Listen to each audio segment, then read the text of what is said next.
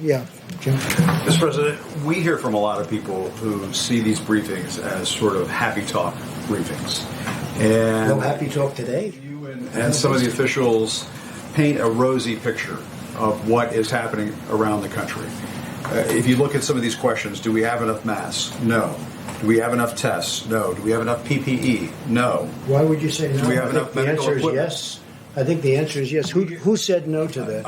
I'm saying this. No, you're saying no. But who said no? But you asked me, do we have enough masks? We hear from yes. Doctors, we hear from No, you didn't experts. say that.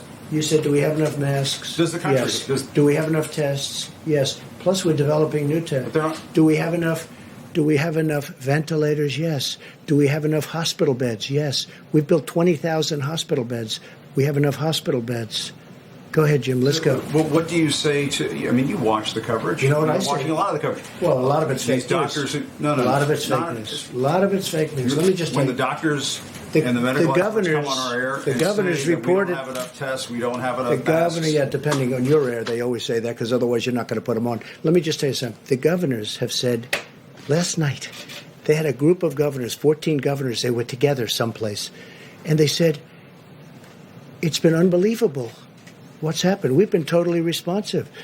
Ventilators. Everyone has the ventilators they need, to a point where we're getting calls from foreign countries saying, you have all the ventilators, can we get some? And we're going to try and help some of these countries. These people have done an incredible job. This is not happy talk. Maybe it's happy talk for you. It's not happy talk for me. We're talking about death. We're talking about the greatest economy in the world. One day I have to close it off.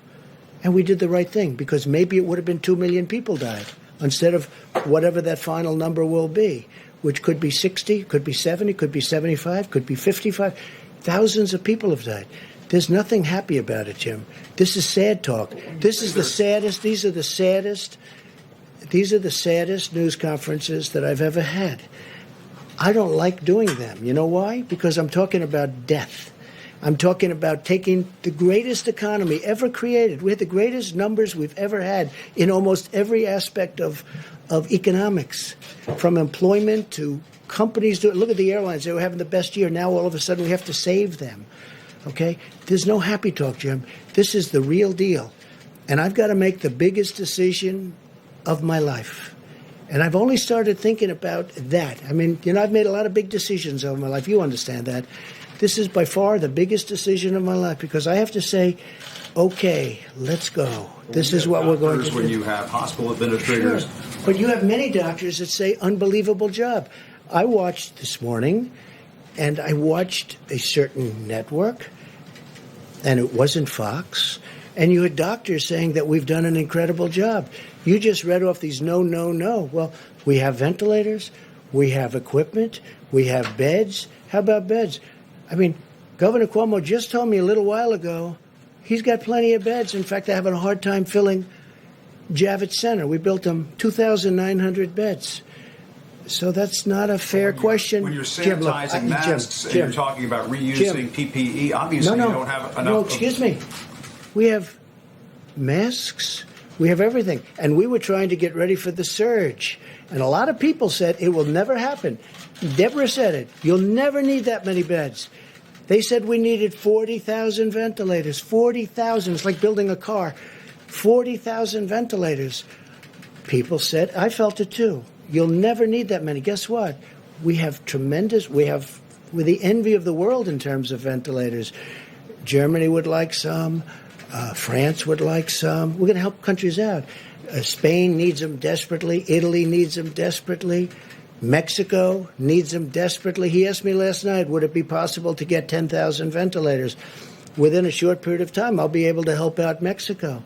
No, Jim, just the opposite of your question. It's not no. It's yes. We're in great shape. And you know what? What's happening now is those numbers are horrible. But take a look at the number of beds. We have beds available all over New York. New York really being the epicenter. New York has experienced something that has been absolutely horrific. I saw Hart's Island yesterday. I saw those people being buried yesterday. Fortunately, we have the beds, and you can speak to Mayor de Blasio, you can speak to Governor Cuomo. People can't even believe the job we've done. They can't even believe it. And I give tremendous credit to the military. This has been a military operation with private people. Wait a minute. Wait. I give tremendous credit to our military, to the Army Corps of Engineers, to FEMA, to these people. The job they've done is incredible. And you shouldn't be asking that kind of a question, Jim, honestly. Had the country been better Okay, look, prepared I really don't believe you're that bad a guy. You shouldn't be asking that kind of a question. You should say, you know what? It's been really incredible what's been happening. Jim, nobody's asking. What governor, let me ask you this. What governor, we have more tests than anybody in the world. We have virtually every country in the world calling us, asking us, how do we get these tests that you have? Your testing is the best in the world. How do we get it? They've done a fantastic job. And when you ask a question like that, it's very insulting to a lot of great people. Okay, one more.